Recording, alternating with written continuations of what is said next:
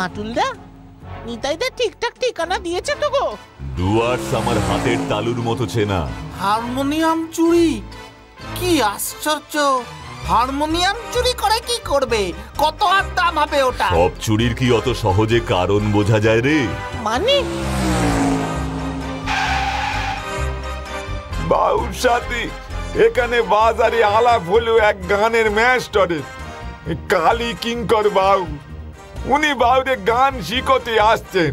বটব্বেল স্যারকে গান শেখাতে আসতেন? আশ্চর্য, ওনাকে গান শেখাতে? তারপর আর কি, বাউর দ্বারা কি আর গান বাজনা হয় গো? শেষ পর্যন্ত উনি বাউরে আফগানি লবঙ্গ খেতে দিলেন। আফগানি লবঙ্গ?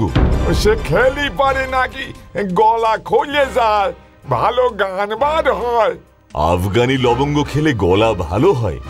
আচ্ছা নিতাই, তুমি বললে যে উনিও মানে কালীকিঙ্কর বাবু আফগানি লবঙ্গ খেতে দিলেন, তার আগেও কি তোমাদের কেউ দিয়েছিল নাকি? হ্যাঁ গো বাউ, ওই ট্রেনের ওই কাবুলেটা দিয়েছিল, বাউরে না করেছিলাম, বাউ শুনলেন নে, নিজেও খেলেন, আমারও জোর করে গেলেন।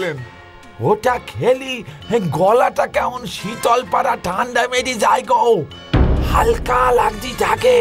ট্রেনের কাবুলে? মানে কোনো কাবুলিওয়ালা?